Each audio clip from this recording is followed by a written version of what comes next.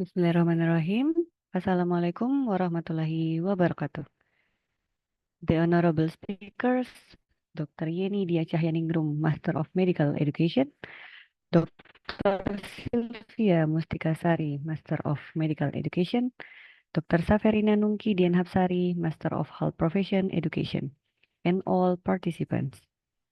Good morning, everyone, and welcome to the MHP Friendship Leading Through Change webinar. This webinar is part of the Department of Medical Education and Bioethics activities to strengthen the implementation of best medical and health profession education practice in Indonesia and Southeast Asia. First of all, let me thank you for joining our webinar with the theme Change in Clinical Supervision, the Roles of Clinical Teachers. Let me introduce myself. My name is Windy as moderator today. This webinar will be divided into 3 sessions, where each session will begin with 20-minute presentation of the material and continue with a 10-minute Q&A session. At the end of the session, there will be a 20-minute panel discussion.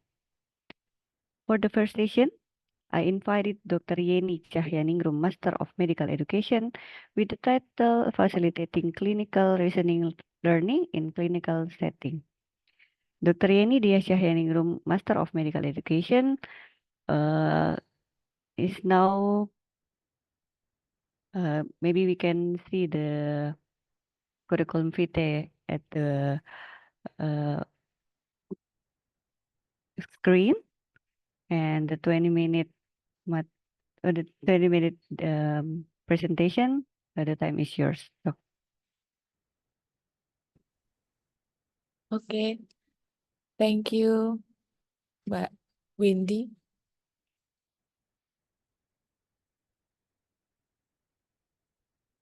Good morning, everyone. Assalamualaikum warahmatullahi wabarakatuh. Perkenalkan, saya Yeni. Mungkin saya akan menyampaikan dalam bahasa Indonesia untuk 20 menit presentasi dalam webinar kali ini. Pertama-tama,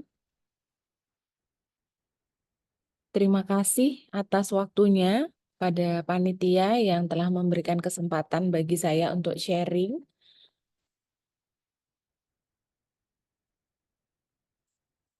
Izinkan saya untuk share screen.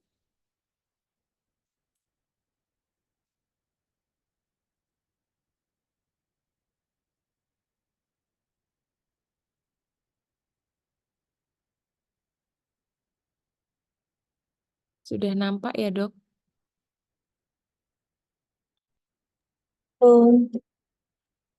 ya, Dokter. Ya, baik. Dalam 20 menit ke depan, saya ingin mencoba untuk sharing tentang fasilitasi penalaran klinik dalam clinical setting atau setting klinik gitu. Yang pertama, sebagai beberapa pendahuluan sebelum kita akan membicarakan tentang bagaimana peran dosen begitu dalam proses fasilitasi penalaran klinik, kita akan bicara dulu tentang definisi dan konsep dari penalaran klinik. Kita ketahui bersama bahwa penalaran klinik merupakan sebuah aktivitas intelektual di mana berisi tentang proses berpikir, kemudian berisi juga tentang kemampuan untuk memutuskan masalah yang di dalamnya tentu berisi informasi yang terintegrasi yang memuat kemampuan seseorang dalam melakukan diagnosis, terapi, dan juga pemeriksaan penunjang. Dalam hal ini, ketiga kemampuan ini kenapa disebutkan di sini? Karena memang ketiga kemampuan ini yang nantinya dalam proses pembelajaran kita bisa ukur secara konkret begitu ya dalam proses penalaran klinik. Memang penalaran klinik ini merupakan proses yang abstrak. Dia sering didengung-dengungkan begitu sebagai hal yang cukup esensial, tetapi sulit untuk kemudian diukur secara pasti bagaimana sebetulnya kemampuannya. Sehingga tiga kemampuan ini diputuskan dalam teori sebagai hal yang bisa kita ukur begitu dalam assessment yang terkait dengan kemampuan penalaran klinik. Nah, integrasi-integrasi informasi yang bisa membuat ketiga hal ini bisa terukur memang cukup kompleks. Informasi-informasi ini kemudian akan berkumpul menjadi sebuah hal yang sangat komprehensif, sehingga akhirnya penalaran klinik dapat digunakan sebagai sebuah hal yang menjadi tolak ukur profesionalitas seorang dokter begitu. Nah, kemudian apa sebetulnya kepentingan dari penalaran klinik ini? Yang utama dalam beberapa teori menyebutkan efek penting dalam penalaran klinik adalah letaknya pada kemampuan untuk mencegah terjadinya diagnostik error. Seperti definisi yang sebelumnya disebutkan bahwa memang inti utama dari penalaran klinik adalah informasi yang terintegrasi yang terkait dengan kemampuan untuk bisa memutuskan sesuatu dalam profesionalitas seorang dokter.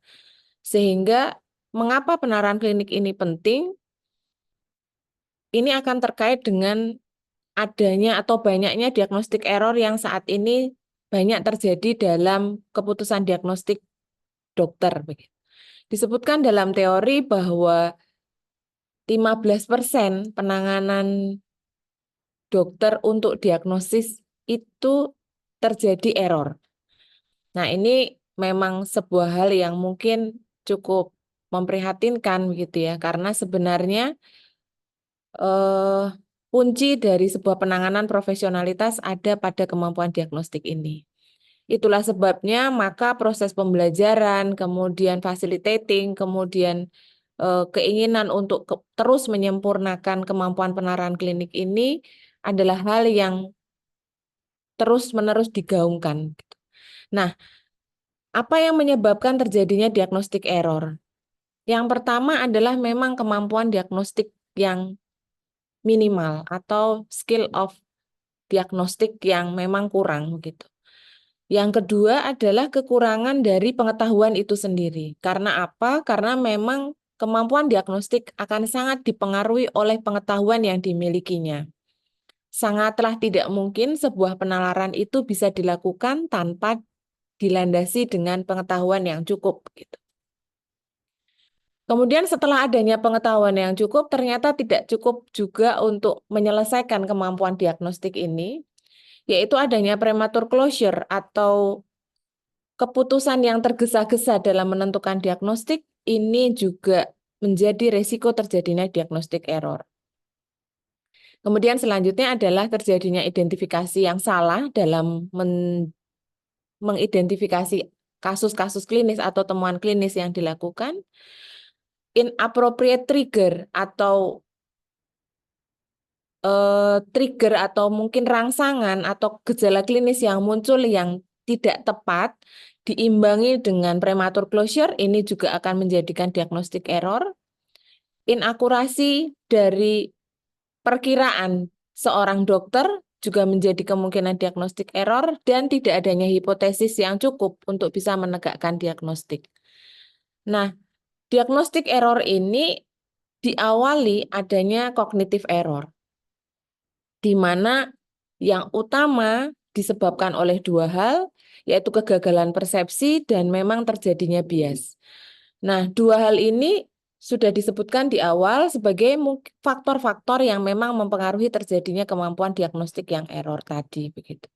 Nah, proses ini yang akhirnya bisa kita tarik bahwa kepentingan atau hal penting dalam memfasilitasi penalaran klinik yang utama adalah penegakan diagnostik yang dikuatkan dengan kemampuan atau pengetahuan yang cukup, mengidentifikasi atau pengenalan yang cukup terhadap kasus klinis, dan juga adanya hipotesis-hipotesis yang nantinya akan meningkatkan akurasi dari sebuah diagnostik. Nah, dari proses ini, apa sebetulnya yang saat ini terjadi begitu dalam proses fasilitasi penalaran klinik di pendidikan klinik? Di pendidikan klinik kita tahu bahwa memang komponen yang terlibat begitu ya dalam proses interaksi di clinical setting memang sangat banyak. Terutama terkait dengan penalaran klinik, ini memang menjadi hal yang cukup krusial dan memang menjadi hal yang bisa kita lihat cukup kompleks begitu, Bapak Ibu. Walaupun dalam teori disebutkan bahwa clinical teacher ini memiliki peran yang sangat penting dalam proses clinical setting, tetapi sebenarnya banyak hal yang mempengaruhi dalam proses interaksi ini. Nah, dalam literatur sebelumnya, proses fasilitasi penalaran klinik selalu terkait dengan cara berpikir begitu. Bagaimana proses berpikir ini terjadi, bagaimana proses berpikir ini diasah begitu dalam proses fasilitasi. Nah, dalam paparan kami nanti, kami ingin mengajak Bapak Ibu untuk melihat lebih jauh begitu. Sebenarnya apa yang sebenarnya terjadi dalam proses interaksi fasilitasi penalaran klinik ini. Nah, kalau kita lihat di sini, disebutkan di awal bahwa dosen pendidik klinis ini memiliki peran yang sangat penting dalam proses penalaran klinik atau proses di setting klinik. Sementara dosen pendidik klinik memiliki tugas yang sangat banyak dalam prosesnya begitu. Bahwa mereka memiliki kesibukan yang luar biasa, sementara mereka bertanggung jawab untuk bisa memfasilitasi penalaran klinik mahasiswa yang di mana di dalamnya adalah proses berpikir. Kita lihat ada 4 hal dalam tugas clinical teacher. Yang utama adalah memang mereka bertugas untuk pelayanan, melakukan diagnosis dan manajemen pasien. Yang kedua, mereka menjadikan tugas dan pelayanan itu sebagai clinical problem, di mana itu sebagai learning goal pada mahasiswa. Sementara itu mereka harus mengakses mahasiswa dalam taraf kognitif dan juga skill dan juga memberikan feedback. Dalam waktu yang sangat singkat, hal ini memang menjadi hal yang cukup sulit untuk dilakukan sekaligus begitu. Sehingga memang perlu keterampilan tersendiri untuk bisa memfasilitasi kemampuan penalaran klinik dalam hal ini yang ada di benak mereka. Nah, sementara itu memang banyak terjadi begitu ya dalam beberapa referensi disebutkan di Indonesia ini memang kemampuan penalaran klinik disebutkan tidak mudah begitu diasah. Karena apa? Karena figur dosen ini memang cukup besar mempengaruhi interaksi. Mereka memiliki otoritas yang tinggi, bersifat sebagai pemberi materi begitu. Dan memang disebutkan dalam beberapa penelitian bahwa memang feedback yang diberikan oleh dosen klinik itu lebih baik daripada diberikan oleh residen, sehingga ketergantungan dari mahasiswa pada dokdiknis atau dosen klinis sebenarnya cukup besar. Di sisi lain memang mahasiswa kita agak gamang begitu ya terhadap uncertainty gitu, sehingga memang peran dosen dalam hal ini cukup kuat untuk bisa kita tingkatkan untuk meningkatkan kemampuan penalaran klinik ini. Nah, ada 2 hal yang di sini mungkin walaupun sebenarnya banyak mungkin ya teori yang akan mendasari hal ini, tapi ada 2 hal yang mungkin nanti akan kita angkat terkait dengan peran dosen dalam hal ini untuk memfasilitasi penalaran klinik, yaitu dual proses teori dan cognitive load teori. Dual proses teori dalam hal ini akan melihat bagaimana penalaran klinik ini dilakukan begitu ya dengan pendekatan analitik dan non-analitik. Sementara cognitive load teori kita bisa lihat bahwa dosen memerlukan strategi untuk bisa memberikan cara begitu bagaimana mensimpelkan atau mungkin membuat mudah hal-hal yang memang sebenarnya sangat banyak harus dikuasai mahasiswa dengan output penalaran klinik yang baik. Sehingga fasilitasi clinical reasoning kita bagi menjadi 3 hal dalam hal ini. Peran dari dosen sendiri, kemudian bagaimana teknik detail untuk memfasilitasi penalaran klinik ini berdasarkan thinking prosesnya. Kemudian selain itu kita perlu tetap melihat apa saja sebetulnya faktor-faktor yang mempengaruhi kemampuan penalaran klinik ini, Bapak Ibu. Nah, yang pertama ada 4 hal yang mungkin saya ingin coba sharingkan terkait dengan peran dosen ini. Jadi selain memikirkan atau melihat thinking proses begitu ya Dok ya, Bapak Ibu sekalian, kita perlu melihat bahwa dosen ini perlu menyediakan learning environment yang baik bagi mahasiswa di setting klinik.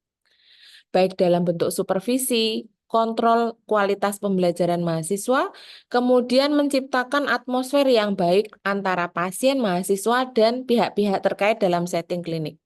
Berat sekali tugas dosen pembimbing klinik dalam hal ini ya, Dok, Bapak Ibu sekalian. Tapi memang ini akan menentukan begitu, bagaimana interaksi proses berpikir nantinya akan terlibat antara dosen dan mahasiswa. Sehingga ini merupakan hal yang cukup penting di awal sebelum kita memfasilitasi proses penalaran klinik ini.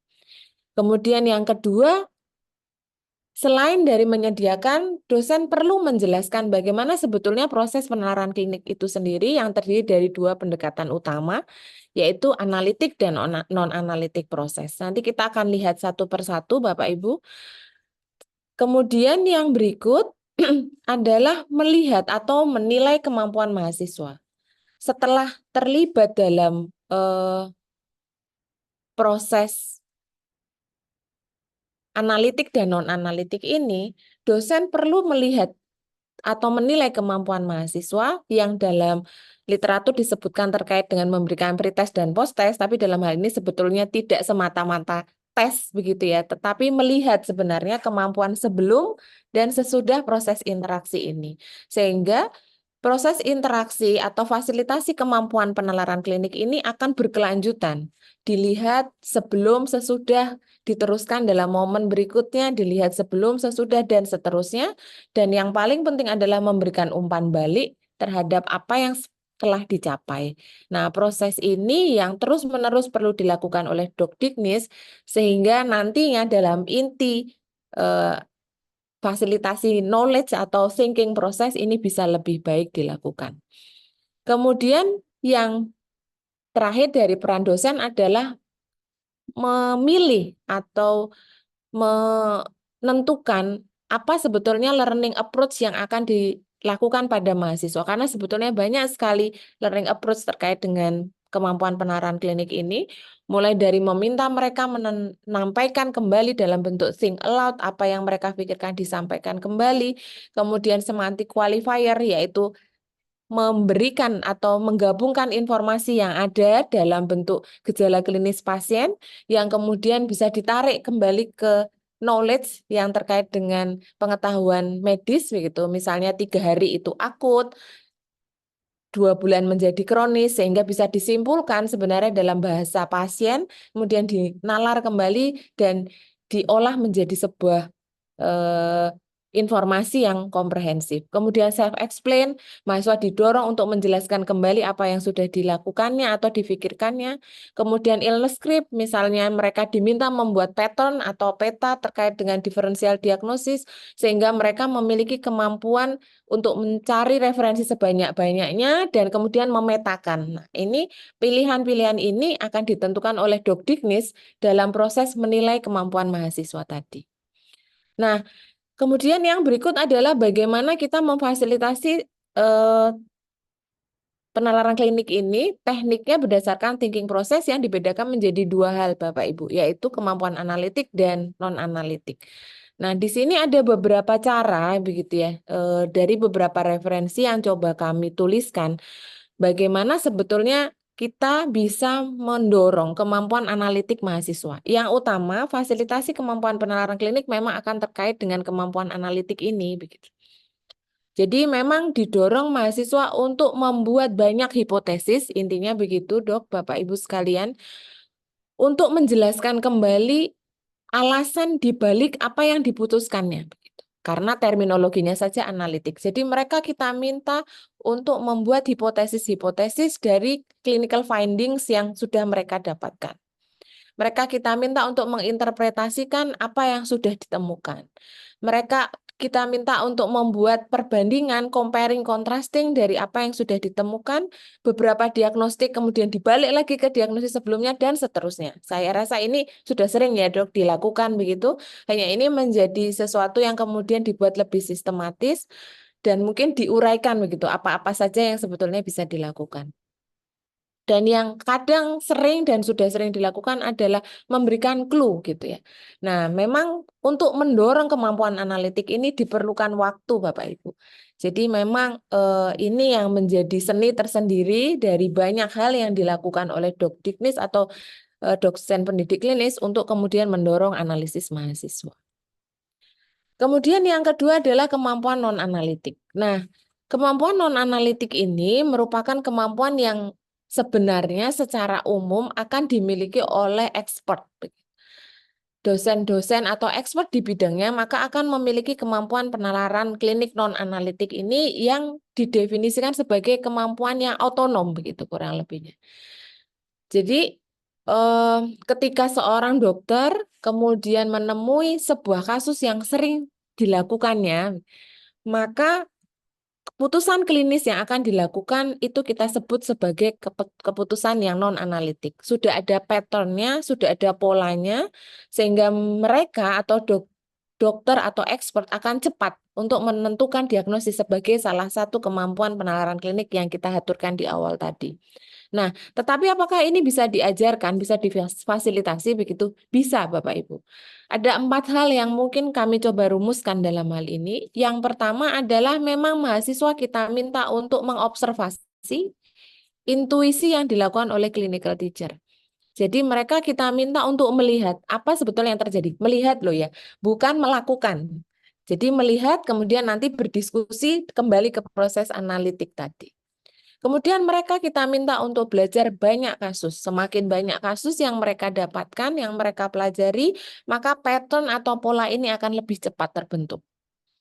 Kemudian mereka kita juga bisa minta kalau kasusnya kurang, kita lihatkan video yang erat dengan keputusan heuristik atau mungkin keputusan tergesa-gesa cepat dengan berbagai pitfalls gitu. Jadi dari situ muncul refleksi, muncul analitik sehingga kemampuan non-analitik ini akan terbentuk. Kemudian yang selanjutnya kita bisa minta dosen untuk mahasiswa untuk mempresentasikan kasus-kasus yang mereka temui, kemudian kita minta untuk mendekatkan pada pola-pola penyakit yang memang sudah kita bantu begitu. Sehingga proses non-analitik ini perlahan akan didapatkan sehingga mahasiswa akan seimbang begitu antara kemampuan analitik di mana kita ajak mereka untuk melakukan hipotesis, deduktif begitu. Kemudian dengan non-analitik dengan induktif didasarkan dengan kasus-kasus dan peta dan pola yang kita berikan. Nah, sementara dari beberapa hal tadi, Bapak Ibu, kalau kita berpikir tentang peran dosen, kemudian kita berpikir tentang bagaimana cara dosen untuk kemudian mengajarkan cara berpikir dengan 2 pendekatan tadi, sebenarnya ada beberapa faktor yang akan sangat mempengaruhi proses ini. Nah, dalam sharing kali ini saya ingin haturkan ada 2 hal utama faktor yang mempengaruhi proses fasilitasi penalaran klinik ini, yaitu faktor yang ada pada internal. Internal siapa? Internal mahasiswa dan dosen. Jadi karena ini bentuknya adalah interaksi, maka kedua belah pihak berpengaruh terhadap terjadinya proses interaksi ini. Secara internal ada 3 hal yang berpengaruh terhadap proses fasilitasi ini. Yang pertama adalah kemampuan kognitif yang terdiri dari basic kognitif dan juga konsep dan relationship related skill. Basic kognitif sekali lagi bahwa kemampuan penalaran klinik tidak akan lepas dari kemampuan kognitif mahasiswa dan juga kemampuan kognitif dari dosen itu sendiri. Sehingga basic kognitif ability adalah kemampuan dasar yang memang betul-betul harus dipastikan dan mempengaruhi sebelum terjadinya interaksi atau proses fasilitasi penalaran klinik ini. Yang berikut adalah bagaimana konsep dan relationship related skill, termasuk bagaimana kemampuan dari pemeriksaan-pemeriksaan penunjang yang akan kemudian membantu menegakkan diagnosis, misalnya begitu. Sehingga ini adalah hal yang sangat penting di samping dari cara atau teknik untuk bisa mengasah begitu ya kemampuan penalaran klinik ini. Kemudian yang kedua adalah adanya atau kemampuan dari psychological ability. Nah, mengapa ini juga berpengaruh? Karena sekali lagi yang kita pikirkan adalah interaksi antara dosen dan mahasiswa. Kemampuan personality, kemudian behavioral interaction itu adalah hal yang memang juga sangat mempengaruhi begitu. Nah, lalu bagaimana cara ini? Nah, tentu ini adalah faktor yang memang harus juga dibangun. Bagaimana aspek psikologis antara dosen dan mahasiswa sebelum akhirnya kita akan berpikir kesuksesan terkait dengan analitik dan non-analytical tadi begitu. Nah, pengenalan personal, persiapan environment dan lain sebagainya itu akan mendukung bagaimana eh, kemampuan psikologis ini akan berperan. Nah, kemudian yang berikut adalah personality. Nah, ini sangat penting dan mungkin tampak kadang terabaikan. Bagaimana interaksi personal tentu akan terkait dengan kemampuan personal itu sendiri, baik intra ataupun interpersonal. Dan yang berikut adalah faktor eksternal, di mana ada dua faktor dalam hal ini, lingkungan yang terdiri dari clinical setting dan faktor interaksi dan juga clinical teacher. Kalau kita lihat faktor sebenarnya clinical teacher ini disebut dalam teori memang dia ada faktor tersendiri, tapi dia hanya satu sebenarnya ya dok, Bapak Ibu sekalian sebagai faktor yang mempengaruhi bagaimana interaksi ini. Tetapi karena didukung dengan hal yang cukup besar dengan otoritas dan juga peran untuk bisa menginspirasi dari proses analitik dan non-analitik, maka clinical teacher kita bisa angkat untuk bisa kita dorong begitu perannya untuk menguatkan kemampuan penalaran klinik ini. Siap, mohon izin dokter, mengingatkan waktu.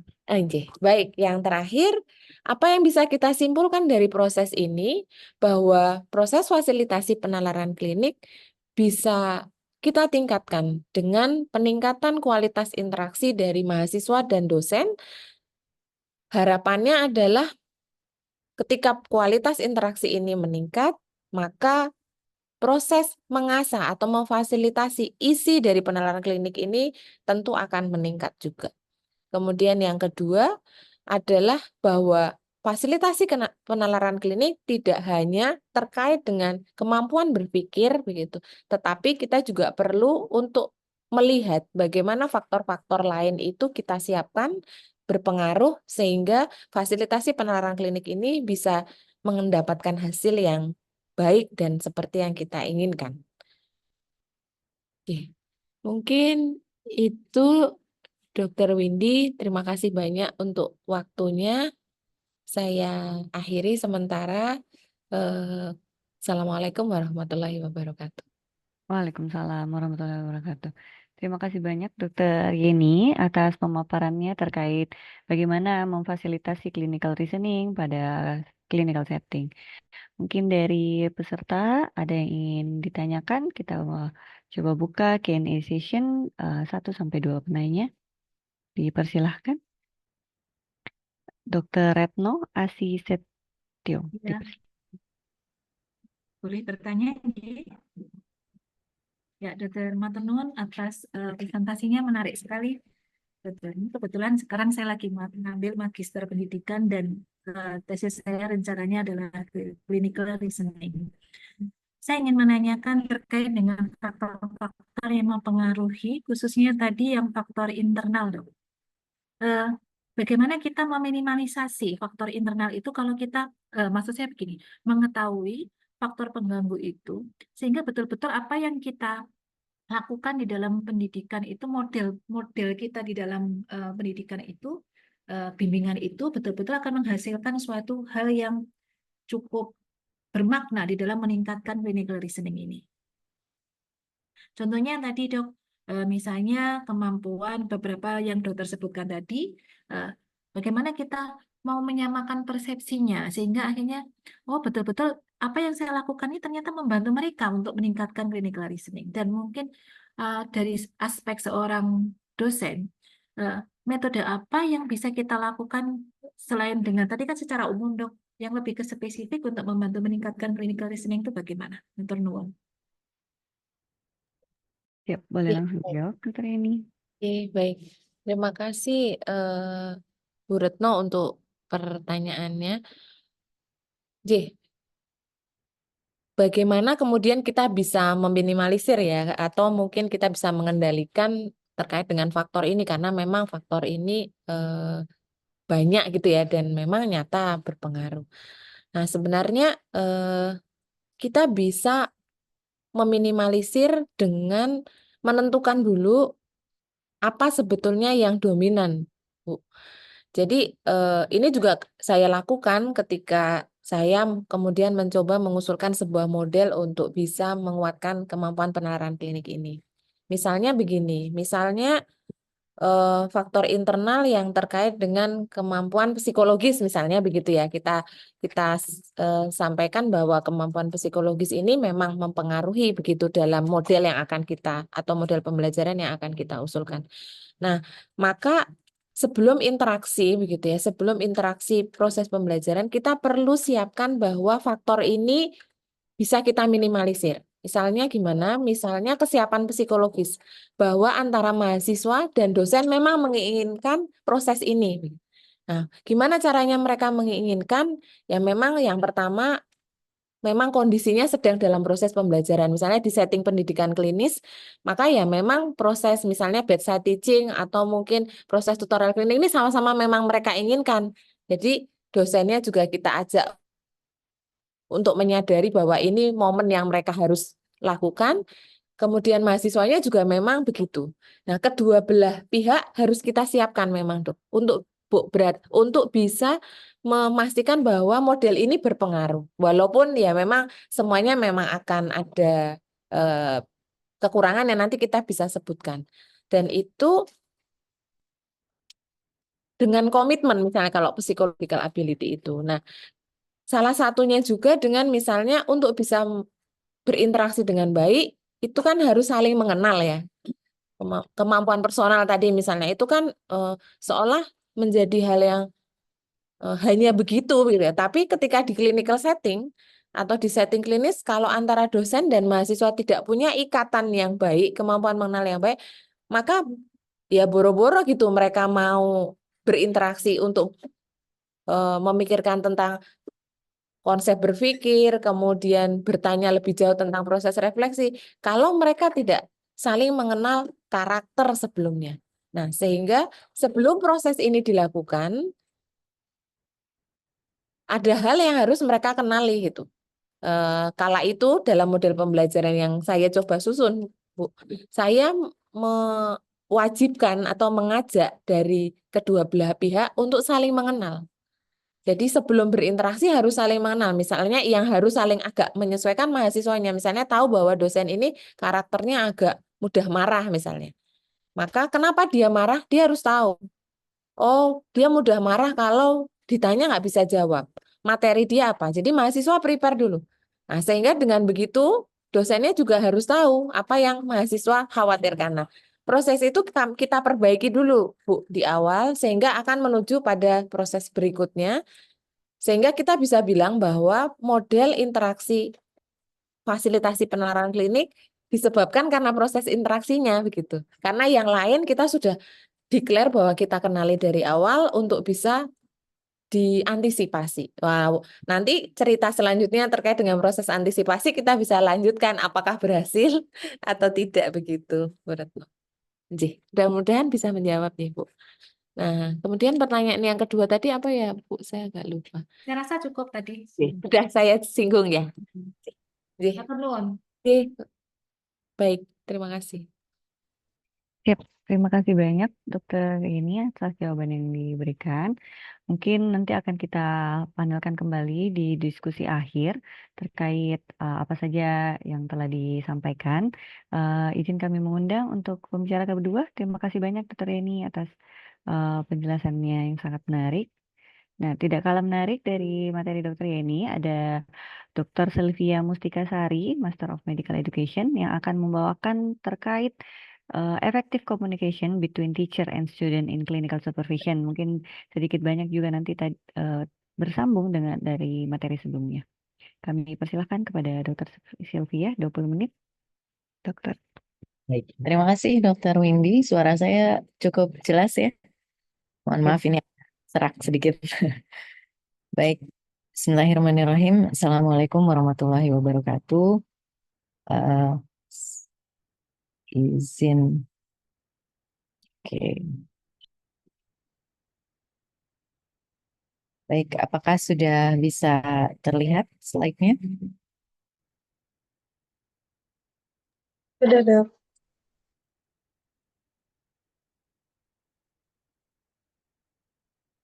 Baik. Ya, Bismillahirrahmanirrahim. Selamat pagi semua para dokter-dokter sekalian, Bapak Ibu. Pertama-tama saya mengucapkan terima kasih juga pada panitia yang sudah memberikan kesempatan saya juga untuk share, dan mungkin apa yang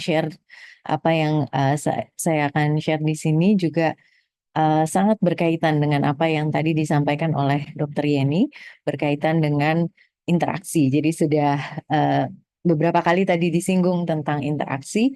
Mungkin uh, kita bisa sama-sama untuk merefresh kembali apa dari segi teoritisnya dan bagaimana implementasinya dalam bentuk interaksi. Kalau tadi Dr. Yeni interaksinya menghasilkan suatu tujuan, yaitu meningkatkan clinical reasoning. Nah, sehingga dalam presentasi yang kemungkinan kurang lebih 20 menit ke depan, ini kita akan sama-sama mendiskusikan tentang sebenarnya mengapa kita harus melakukan eh, pengkajian tentang interaksi antara dosen dan mahasiswa, terutama dalam konteks pendidikan klinik. Kemudian secara teoritis apa itu yang dimaksud dengan interpersonal communication atau interaksi antara dosen dan mahasiswa. Kemudian kita juga akan membahas sedikit terkait tantangan yang ada di sosiokultural kita, sehingga ini membuat suatu pemahaman akan pentingnya pengembangan keterampilan komunikasi dari seorang dosen pada saat memfasilitasi pembelajaran mahasiswa, terutama di pendidikan klinik begitu. Kalau masih ada waktu, mungkin saya akan memperlihatkan bagaimana contoh komunikasinya. Yang pertama, ini hanya untuk kita bersama-sama berada di page yang sama, di satu titik yang sama, bahwa interaksi antara dosen dan mahasiswa pada saat pendidikan klinik ini sangat penting perannya. Karena ketika kita menggunakan pendekatan experiential learning, di mana dua aspek utama dari experiential learning adalah experience dan bagaimana mahasiswa ini bisa merefleksi dari pengalamannya, kedua faktor yang besar ini, dua-duanya ada interaksi antara dosen dan mahasiswa. Pada saat pengalaman klinik, mahasiswa memperlihatkan performa klinik. Mungkin di sana bukan hanya bidireksional interaksinya, bukan hanya antara dosen dan mahasiswa, tapi di sana juga ada pasien. Jadi lebih kompleks lagi interaksinya. Ada dosen mahasiswa, kemudian ada dosen mahasiswa dan pasien. Ini dalam fase pengalaman kliniknya. Kemudian dari pengalaman klinik ini akan direfleksikan. Nah, kita sama-sama juga mengetahui bahwa hasil penting dari refleksi ini tidak mungkin ada ketika seorang dokter pembimbing klinis ini tidak memberikan umpan balik. Sehingga uh, di dalam menentukan refleksi yang baik, maka harus ada umpan balik di sana, dan umpan balik ini juga adalah interaksi antara dosen dan mahasiswa.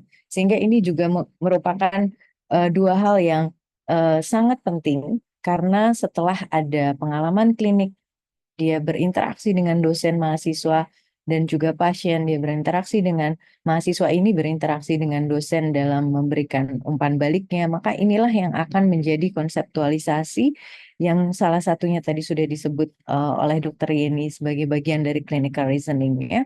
Sehingga ini juga nantinya akan meningkatkan performa mahasiswa dalam menguasai keterampilan-keterampilan klinik maupun secara kognitif di clinical reasoning. Sehingga kita melihat peran dari interaksi ini sangat penting.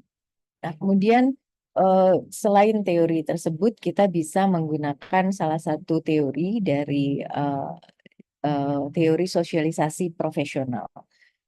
Interaksi sosial antara dosen dan mahasiswa dalam bentuk komunikasi ini, dalam teori sosialisasi profesional, ini dipakai sebagai bentuk value yang nanti akan diadop oleh mahasiswa ketika mereka mengalami keadaan serupa di masa depannya. Sehingga yang kita harus pikirkan adalah interaksi dosen dan mahasiswa ini akan membawa value dari mahasiswa ketika dirinya di masa depan nanti ini menjadi seseorang yang memiliki interaksi sosial yang lebih tinggi, misalnya antara dosen dan mahasiswa, ini berpengaruh terhadap bagaimana nanti mahasiswa kita menjadi dokter dan kemudian memperlakukan pasiennya. Jadi menurut teori ini, sosialisasi profesional ini akan berpengaruh dari bagaimana bukan hanya knowledge dan skill saja, tapi value yang dia pahami, role model yang dia tangkap dari sebuah proses pendidikan sehingga nantinya akan menentukan identitas profesional mereka. Dan ini akan membentuk attitude. Jadi kedua faktor tadi mudah-mudahan kita sudah bisa sama-sama melihat bahwa ini interaksi antara dosen mahasiswa ini merupakan hal yang penting untuk kita untuk kita pertimbangkan dalam pendidikan klinik. Nah, apa itu sebenarnya interaksi? Dalam suatu pendekatan sosiologi, ketika seseorang berinteraksi hanya dua personal, ini dimasukkan sebagai bagian dari mikrososiologi, dan teori yang bisa kita implementasikan di sini namanya adalah teori interaksi simbolik. Dari teori ini sebenarnya kita bisa melihat bahwa interaksi dosen mahasiswa ini sebenarnya adalah dua hal. Yang pertama, yang terlihat sebagai perilaku komunikasi, baik respon verbal non-verbalnya, yang biasanya hanya kita lihat secara kasat mata adalah yang ini, yang perilaku komunikasinya saja. Tapi sebenarnya menurut teori interaksi simbolik, dari hasil interaksi tersebut, kedua orang ini, baik dosen maupun mahasiswa, dia akan memaknai perilaku komunikasinya. Akan sama-sama memaknai, mempersepsikan, dan kemudian menjadikan sebuah persepsi ini menjadi pengalaman untuk interaksi-interaksi selanjutnya. Sehingga kalau dari pemahaman teori ini kita melihat bahwa perilaku yang kita munculkan kepada mahasiswa ini tidak berhenti di interaksi saat itu. Mahasiswa akan menangkap interaksi, kesan dari hasil interaksi dosen dan mahasiswa ini sebagai salah satu bentuk konseptualisasi dalam pemikirannya, atau bahkan akan berdampak terhadap mental, terhadap perilakunya ke depan. Ini juga yang perlu kita pertimbangkan bahwa ternyata interaksi dosen dan mahasiswa ini memiliki dampak yang mungkin belum terlalu kita pikirkan terhadap mahasiswa.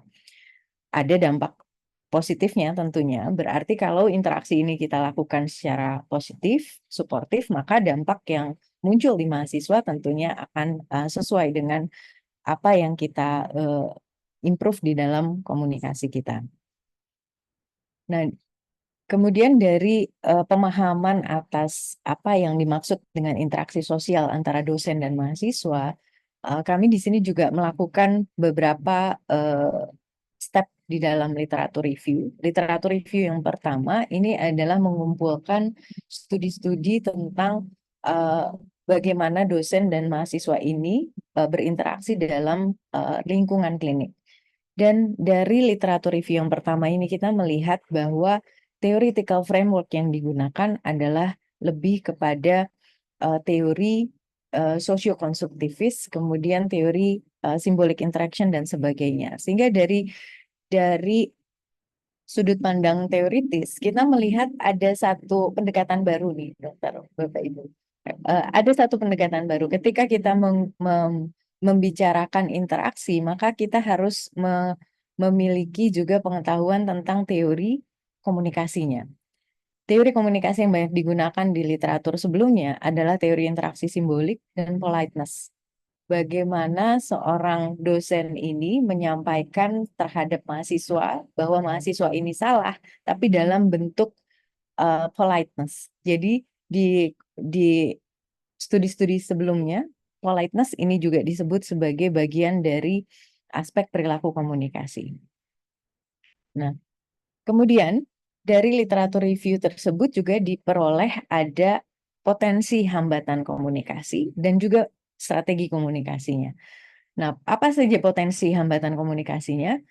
Pertama yang disebut sebagai face threatening act. Jadi ada hasil dari sebuah interaksi di mana ada satu pihak yang terancam. Tentunya pihak di sini yang dimaksud adalah mahasiswa. Mahasiswa berada di dalam threatening di sini. Jadi face threatening act ini adalah perilaku yang bisa menyebabkan mahasiswa berada dalam posisi yang terancam. Sehingga strategi komunikasi di sana yang diungkapkan bagaimana kita menurunkan hambatan face threatening act ini adalah dengan mekanisme face saving strategi. Bagaimana kita menyelamatkan wajah dari mahasiswa tersebut pada saat interaksi. Nah, salah satunya adalah dengan politeness. Kita membuat satu kata salah itu dengan kata-kata yang tidak terlalu spesifik bahwa mahasiswa ini salah, kamu salah, atau bisa saja kita ganti dengan pertanyaan, menurutmu itu sudah tepat atau belum? Nah, hal-hal seperti itu dimaksud sebagai face saving strategi.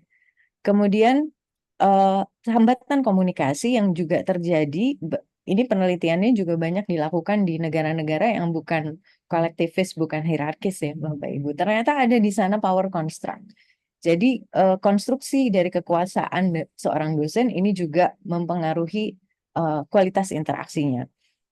Nah, power construct dan juga pembicaraan satu arah ini ternyata memang masih terjadi di interaksi dosen mahasiswa di pendidikan klinik yang bukan di kultur hierarkis dan kolektivis.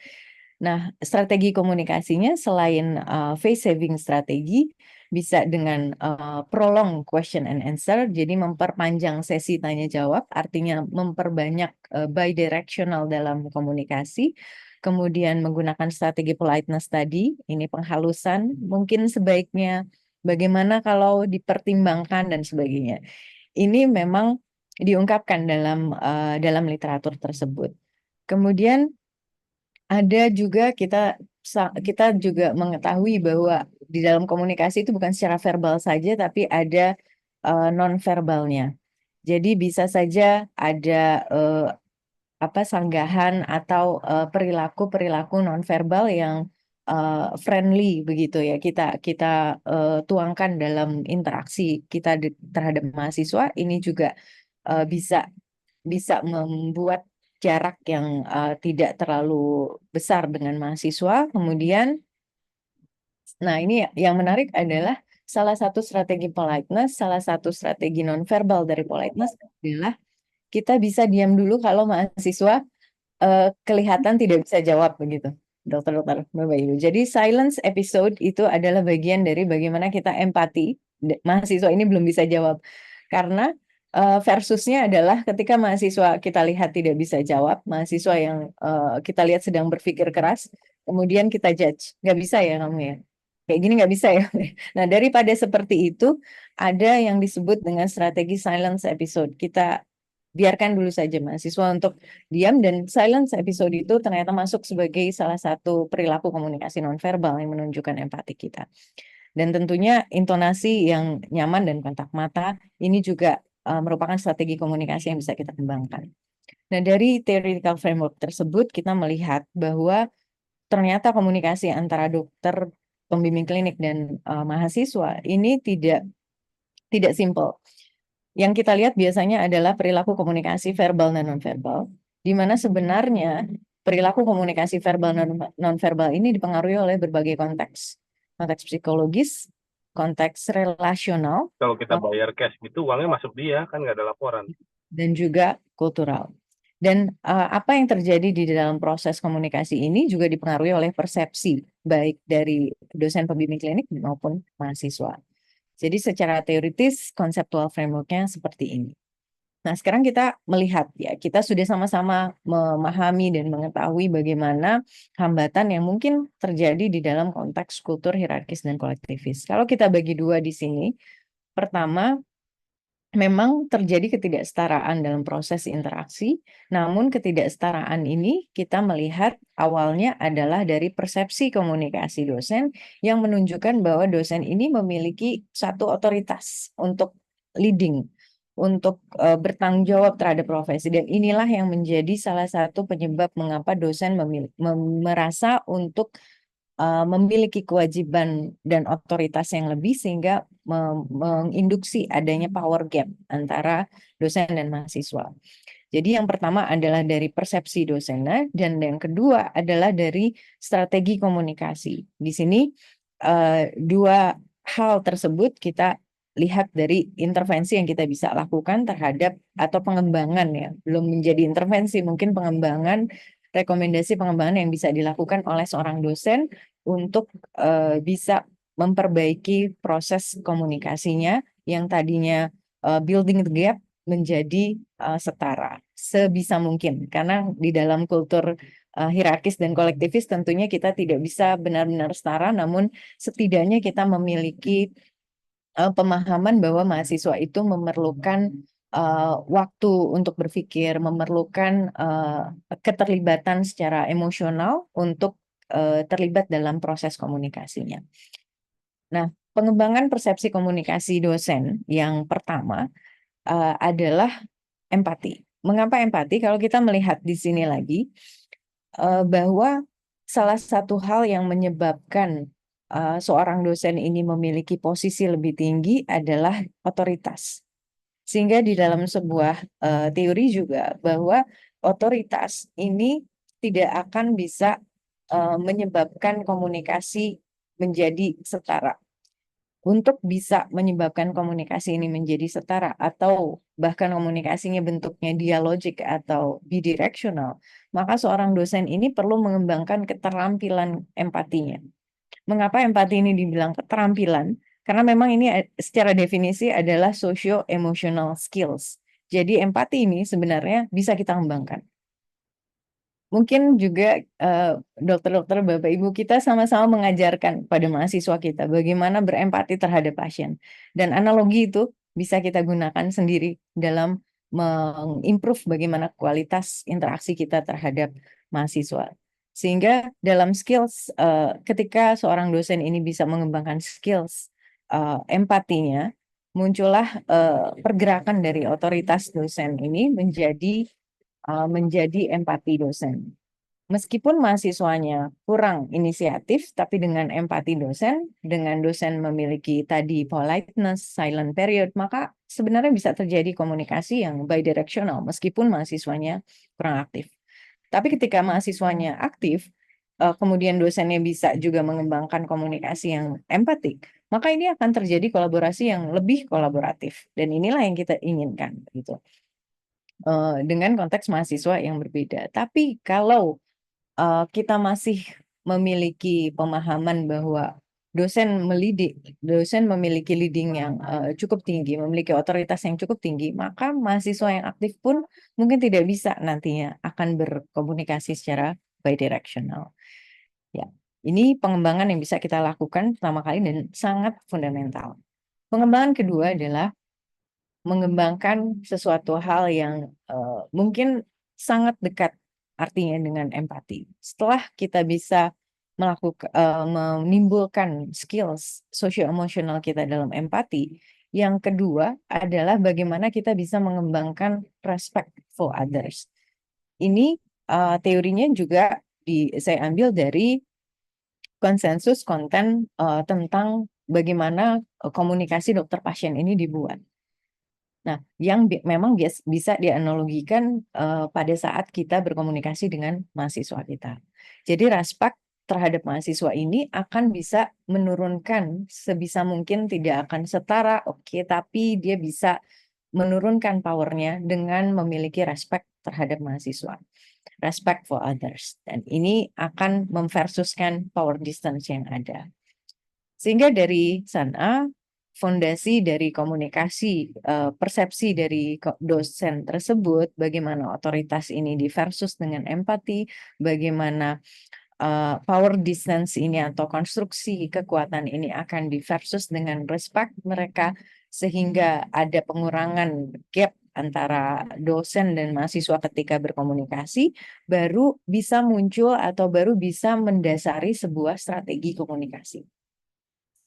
Strategi komunikasi yang dimunculkan di sini adalah merupakan adaptasi dari sebuah strategi yang diungkapkan oleh Bedford dan Gephardt. Ini supervisi klinik yang situasional. Jadi di dalam supervisi klinik yang situasional, seorang dosen pembimbing klinik itu tidak bisa memperlakukan seluruh mahasiswanya secara general, tapi perlu ada individualisasi. Nah, caranya adalah pertama dengan melihat dulu, mendiagnosis dulu, melihat, menginisiasi percakapan sambil kita melihat komitmen dan sebagainya. Kemudian kita menganalisis situasi yang dihadapi oleh mahasiswa, menganalisis komitmennya, sehingga di sana kita bisa mengimprove bagaimana cara kita mensupervisi sebetulnya, cara dosen-dosen pembimbing klinik ini mensupervisi. Ketika kita analogikan dengan komunikasi, ternyata hal ini juga bisa digunakan. Pada saat kita menginisiasi dialog, maka kita akan mendapatkan respon dari mahasiswa. Respon dialog dari mahasiswa ini bisa kita deteksi sebagai situasi mahasiswa. Bagaimana situasinya? Apakah mahasiswa ini cukup kompeten? Apakah cukup responsif terhadap dialog? Nah, ini adalah situasi mahasiswa. Sehingga kalau kita masukkan di dalam situasi pertama, situasi mahasiswa ini adalah situasi mahasiswa yang memang kurang kompeten dan juga kurang responsif terhadap dialog. Ditanya, nggak bisa, diam aja, dan sebagainya. Maka mahasiswa seperti ini memang masih membutuhkan umpan balik atau komunikasi yang bersifat instruktif, tapi dengan politeness tadi. Atau bisa jadi tujuan komunikasinya belum secara detail dipaksakan untuk bisa clinical reasoning misalnya, tapi lebih kepada instruksi hal apa yang harus dia baca, literatur mana yang harus dia baca. Ini yang dimaksud sebagai komunikasi instruktif. Nah, ketika mahasiswa yang kita hadapi memang kurang kompeten, tapi dia memiliki respon terhadap dialog yang cukup, misalnya dia berani bicara, tapi kadang-kadang yang dia bicarakan kurang tepat. Nah, ini adalah situasi yang harus kita tangkap sebagai bagian dari improvement dari mahasiswa ini, sehingga yang mahasiswa ini butuhkan adalah coaching. Ini memang situasi yang cukup sulit. Ketika mahasiswanya bisa diajak berdialog, bisa merespon dengan baik, tapi kontennya masih salah. Nah, berarti bagaimana caranya kita membuat mahasiswa ini bisa memiliki rasionalisasi bahwa yang dia jawab itu masih salah, gitu. Nah, ini adalah umpan balik untuk atau komunikasi untuk coaching atau melatih.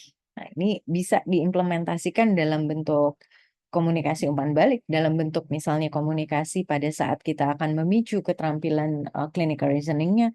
Ini perlu kita update dulu, perlu kita lihat dulu, diagnosis dulu situasinya di mana, begitu. Nah, situasi selanjutnya kalau yang kita harapkan adalah situasi di mana mahasiswa sudah kompeten dan respon terhadap dialognya sudah baik. Nah, ini tidak menjadi masalah. Nah, kadang-kadang yang juga menjadi masalah adalah mahasiswanya pendiam, kemudian kalau menjawab sebenarnya benar, tapi kelihatan kurang termotivasi untuk berkomunikasi. Nah, ini lebih banyak dibutuhkan komunikasi yang bentuknya empatik. Coba deh kamu coba jawab, itu sebenarnya sudah benar kok yang tadi, coba. Kamu tenang dulu, kamu jawab dulu. Nah, itu adalah bentuk komunikasi empatik kita terhadap mahasiswa. Jadi pada intinya, strategi komunikasi ini bisa kita lakukan, gitu. Bagaimana kita bisa memiliki kemampuan untuk menginisiasi dialog, kemudian menganalisis situasi mahasiswanya masuk situasi yang mana, kemudian menentukan intervensi komunikasi yang seperti apa.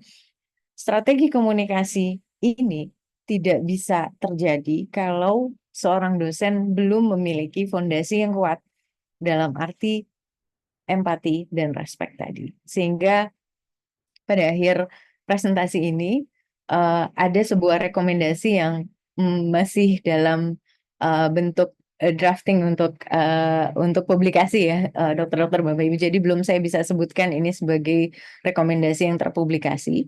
Namun dari literatur yang ada, dari studi-studi yang kami lakukan, ini dibentuk suatu rekomendasi bahwa sebelum seorang dosen ini mengintervensi seorang dosen ini untuk berstrategi dalam komunikasinya, ada hal yang jauh lebih penting, yaitu meningkatkan fondasi utama, persepsi dosen bahwa seorang dosen ini perlu mengajar dengan empati, perlu respect mahasiswanya untuk bisa mereduksi kekuasaannya. Baru hal inilah yang bisa memicu komunikasi dengan strategi komunikasi situasional. Yang pertama adalah memahami dulu situasi mahasiswa, kemudian menentukan strategi komunikasi untuk bisa pada akhirnya membuat mahasiswa ini mengetahui apa yang masih kurang dan juga bagaimana cara plan of action ke depannya. Jadi ini adalah suatu rekomendasi yang dilahirkan dari teori-teori literatur review yang ada dan juga beberapa studi yang sudah dilakukan oleh kami. Sehingga kesimpulannya, sehingga kesimpulannya adalah ilmu komunikasi ternyata sangat relevan dengan bagaimana kita mendefinisikan interaksi sosial antara dosen dan mahasiswa. Dan melalui ilmu komunikasi ini kita bisa melihat bahwa untuk membuat komunikasi yang efektif, kita butuh seorang dosen ini butuh persepsi yang positif terhadap mahasiswanya, persepsi yang suportif sehingga melahirkan strategi komunikasi. Dan dalam hal ini kita tadi sudah sama-sama mendiskusikan bahwa ada empati dan respect sebagai salah satu fondasi awalnya untuk bisa membuat strategi komunikasi situasional yang bisa digunakan di dalam pendidikan klinik. Itu saja yang saya bisa sampaikan. Terima kasih banyak Dr. Windy, terima kasih banyak dokter-dokter atas perhatiannya. Assalamualaikum warahmatullahi wabarakatuh. Waalaikumsalam warahmatullahi wabarakatuh.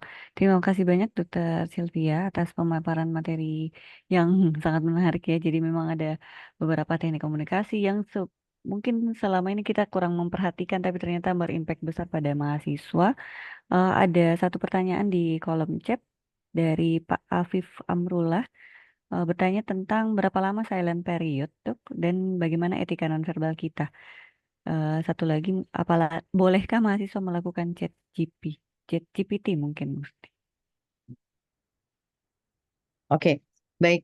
Yang pertama, berapa lama silent period? Itu tergantung, ya, sangat depend terhadap waktu yang dokter miliki dan juga bagaimana sebenarnya respon komunikasi. Jadi kalau dari teori komunikasi interaksional atau interpersonal komunikasi, sebenarnya komunikasi itu tidak pernah berhenti, Dok. Ketika kita berkomunikasi dengan seseorang, proses komunikasi itu tidak pernah berhenti.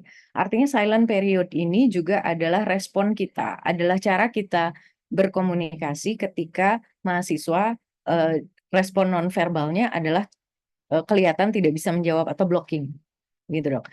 Jadi silent period itu sebenarnya juga adalah komunikasi kita, adalah bentuk respon nonverbal komunikasi kita. Nah, berapa lama ini tidak bisa dikuantifikasikan karena sangat-sangat situasional, sangat kontekstual. Nah, misalnya mungkin saya bisa berikan contoh sedikit.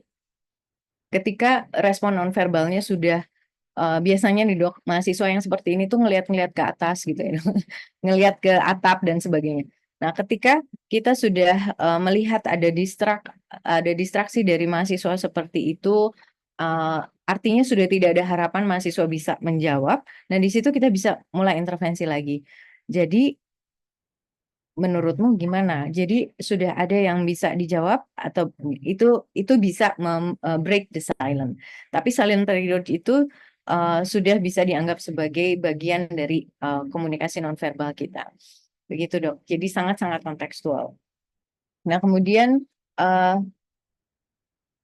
itu termasuk etika nonverbal ini juga ketika kita berinteraksi sosial, memang di sana ada konteks relasional dan juga konteks sosial.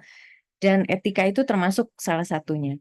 Ketika kita bertanya kepada mahasiswa secara objektif tanpa ada respon nonverbal yang mengancam, misalnya matanya begitu ya, Dok, atau intonasinya. Nah, itu sebenarnya masih masuk sebagai bagian dari komunikasi yang beretika. Tapi ketika komunikasi itu melahirkan sebuah kesan yang menyakitkan, dalam arti kalau sudah intonasi yang tinggi, ada ditambah gebrakan meja, ditambah misalnya ekspresi mata, ekspresi wajah yang mengancam, nah itulah yang sudah bisa kita kategorikan di kultur kita sebagai bagian dari tidak beretika, gitu. Jadi ada etika ini juga dipersepsikan oleh persepsi sosial. Jadi selama kita bisa berkomunikasi dengan intonasi yang sesuai, yang tidak menyakitkan, nah itu sebenarnya masuk dalam komunikasi yang beretika, begitu dok. Nah, menggunakan chat GPT maksudnya ya. Eh, ini misalnya mahasiswanya menggunakan chat GPT gitu mungkin ya dok ya. Dan bagaimana cara kita berkomunikasinya gitu ya, mungkin ya, Dokter Windy ya. Jadi bisa ada dua hal dok. Apakah mahasiswa ini memang tidak tahu bahwa chat GPT ini tidak boleh digunakan, atau dia menggunakan purpose-nya adalah untuk mempermudah jawaban gitu. Nah, sehingga karena ada dua kemungkinan tadi, akan lebih baik ketika kita berkomunikasi dengan mahasiswa yang sudah jelas-jelas menggunakan chat GPT, dokter udah tahu dia pakai chat GPT ini. Akan lebih baik dokter tanyakan dulu, ini dapat dari mana? Kalau dia bisa mengakui ini dapat dari chat GPT, dokter juga bisa melihat responnya. Apakah dia mengaku menggunakan chat GPT itu dengan respon yang polos saja, atau dengan respon yang memang ada iya sih dok pakai chat GPT. Nah kalau seperti itu dokter bisa masuk dengan bagaimana menurutmu chat GPT ini betul atau tidak, salah atau tidak. Nah begitulah dok cara berkomunikasinya, supaya kalaupun ini memang kita harus sampaikan ini salah, akan lebih baik kalau mahasiswanya yang bisa merefleksikan bahwa ini salah dulu. Nah, itulah bentuk komunikasi kita. Oke. Baik, kira-kira seperti itu, Dokter Afif. Siap, terima kasih banyak dokter. Mungkin sedikit banyak nanti juga akan dibahas pada materi ketiga terkait pemberian 1 minute per chapter. Jadi di rangkaiannya akan ada self assessment, bagaimana mahasiswa menilai dirinya terlebih dahulu sebelum kita langsung memberitahukan yang mana salah, yang mana baik. Eh, Juga nanti akan mungkin menjawab dari pertanyaan dari eh, Febrian Johari terkait dengan rotasinya singkat, bagaimana cara berkomunikasi dan melakukan serangkaian kegiatan clinical setting di waktu yang singkat. Terima kasih banyak Dokter Sylvia atas materi yang telah diberikan. Selanjutnya kami undang ke materi ketiga. Nah, ini juga akan tidak kalah pentingnya dari dua materi sebelumnya, yang mungkin saja bisa merangkum bagaimana sih teknik memfasilitasi teknik komunikasi dengan salah satu teknik ini, yaitu best practice of 1 minute per chapter. Kami undang Dr. Saverina Nungkidiana Hapsari, Master of Health Profession Education, 26 menit, dipersilahkan dokter. Ya, terima kasih Dokter Windy. Apakah suara saya terdengar jelas? Siap dok. Jelas ya. Oh, baik, saya izin share. Ya, sudah nampak ya. Ya, baik, terima kasih. Selamat pagi para peserta webinar, para dokter, teman sejawat, Bapak Ibu sekalian. Terima kasih juga kesempatannya kepada panitia memberikan saya kesempatan untuk sharing best practice OMP begitu. Dan senang sekali nih bisa berkolaborasi dengan alumni MHP UGM dan juga friendship trainer begitu. Semoga apa yang saya sampaikan nanti bisa melengkapi dari yang sudah dipaparkan oleh Dr. Yeni dan Dr. Sylvia, dan juga bisa memberikan insight, bisa bersama-sama kita belajar berdiskusi untuk penerapannya bagaimana begitu. Baik, yang akan saya sampaikan ini nanti adalah penerapan OMP di institusi dan kenapa awalnya bagaimana gitu sehingga diambil gagasan kenapa OMP. Jadi seperti yang Bapak Ibu tahu, para dokter tahu bahwa DPK dosen pembimbing klinik ini melakukan 2 tugas yang berat ya menurut saya, melakukan pelayanan dan juga pengajaran. Sebenarnya DPK ini kalau melakukan pengajaran ya memang sudah selayaknya begitu. Jadi saya mengapresiasi para dokter di rumah sakit terutama yang menjadi DPK atau dosen pembimbing klinik karena memang berasal dari katanya dosere ya artinya juga mengajar gitu. Jadi sudah melaksanakan tugasnya. Nah, semua DPK saya yakin ingin melakukan kedua tugas itu dengan seimbang. Sehingga yang menjadi hambatan dalam pengajaran klinis dari berbagai literatur adalah keterbatasan waktu. Begitu. Kemudian sementara yang dilakukan, yang diinginkan oleh DPK sebagai klinisi adalah dalam kaitannya memberikan pengajaran, memberikan pengalaman yang berkualitas. Nah, kalau mau mengatakan pembelajaran mahasiswa di klinik berkualitas ini ditentukan juga oleh kualitas pengajaran dari kualitas supervisi dan keberagaman kasus pasien begitu. Sehingga diperlukan suatu strategi pengajaran yang efisien. Nah, ini menjadi tantangannya. Bagaimana menemukan strategi pengajaran efisien di tengah keterbatasan waktu para DPK. Sebenarnya ini sudah dijawab oleh Neher di tahun 92 yang membuat suatu framework metode pembimbingan klinik yang singkat yang disebut 1 minute per sektor. Ya sebenarnya not literally 1 minute ya, tetapi karena singkat maka disebutnya 1 minute gitu. Saya ingin tahu sedikit di sini, mohon direspon dengan raise hand. Apakah para peserta sudah familiar dengan 1 minute per sektor? Begitu. Ya, para peserta boleh raise hand mungkin dok, atau sudah pernah dengar yang namanya 1 minute per chapter, atau malah mungkin pernah mengaplikasikan, Ya, mengimplementasikan? Belum. Oh, belum. Baik. Baik, terima kasih responnya Dr. Krisna. Oke, Dr. Siti sudah familiar ya. Baik, saya yakin juga sebagian besar sudah pernah mendengar ya, dan bisa saja sudah pernah mengaplikasikan. Baik, kita nanti diskusikan lebih lanjut. Jadi ada 5 langkah di sini. Saya akan ada 5 langkah 1 minute per sektor. Nanti kita akan lihat lagi di belakang.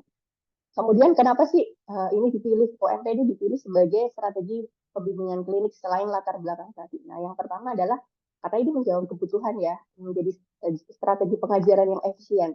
Dan juga, nah ini berkaitan dengan apa yang sudah disampaikan Dr. Yeni dan Dr. Sylvia. Dalam OMP ini bisa memfasilitasi pembelajaran penalaran klinis dan juga memberikan umpan balik bagi peserta didik, bagi koas. Dan juga menurut literatur ini di literatur banyak sekali, jadi banyak diketahui, diteliti dan mudah diajarkan. Paling penting dalam waktu singkat pun OMP ini bisa diajarkan ke DPK. Nah, ini tadi langkah-langkahnya. Bagi yang sudah familiar bisa recall sedikit. Jadi yang pertama adalah get a commitment. Jadi misalnya ketemu mau belajar apa hari ini, sudah encounter dengan pasien, ya ketemu pasien sudah BST, bedside teaching, kemudian DPK tanya, menurut pasiennya kenapa atau diagnosanya apa. Kemudian langkah kedua, kenapa mendiagnosa itu, alasannya apa. Nah, di langkah kedua ini mahasiswa difasilitasi untuk belajar penalaran klinis. Kemudian berikutnya ya, langkah ketiga dan keempat ini bagian dari memberikan umpan balik. Kalau dari urutannya adalah menguatkan apa yang sudah baik dan memberikan koreksi. Kemudian ditutup dengan general rules, jadi aturan-aturan umum, sehingga besok ketika DPK, ketika koas bertemu dengan kasus serupa akan lebih baik dalam menjawab pertanyaan DPK dalam memahami kasus begitu. Nah, ini sharing sedikit penerapan OMP best practice di institusi. Ini bagian dari friendship project yang dulu saya lakukan. Jadi yang pertama yang dilakukan adalah melatih DPK untuk melakukan 1 minute per sektor. Ini awalnya adalah saya memilih champions dari 4 stase besar. Jadi champions itu apa? Ini melihat DPK yang punya minat, komitmen, kemudian bisa mengimplementasikan perubahan, antusias gitu. Kemudian juga punya kekuatan untuk meyakinkan atau jadi role model bagi DPK yang lain. Nah, ini dipilih berdasarkan hasil evaluasi koas, kemudian juga pertimbangan dari pengambil keputusan dari dekanat begitu. Sehingga ditetapkan 4 orang champions dari 4 stase besar. Selain champions, selain DPK-nya dipersiapkan, mahasiswa juga dipersiapkan. Jadi persiapan mahasiswa karena tidak bisa ya kalau kita hanya minta DPK siap tetapi mahasiswanya tidak siap. Kemudian dilakukan pelatihan OMP dengan 3 fase, 3 tahapan. Yang pertama adalah inisiasi, perkembangan dan implementasi. Di fase inisiasi ini saya melakukan interview dulu kepada DPK seperti need assessment begitu. Jadi saya paparkan rencana pelatihan, bagaimana ketika ini nanti diterapkan apakah memungkinkan dengan DPK, karena tadi isu yang kita pegang adalah DPK sibuk gitu. Jadi jangan sampai pelatihan yang kita berikan itu justru malah membuat DPK ini terganggu karena saya sudah sibuk disuruh apalagi sih ini ikut pelatihan dan sebagainya gitu. Dan juga supaya tidak drop out nanti dalam selama proses pelatihannya, sehingga kami sepakati DPK ingin materi pelatihan diberikan secara dalam bentuk modul, video dan sebagainya dan disampaikan di rumah sakit di sela-sela jadwal praktek DPK.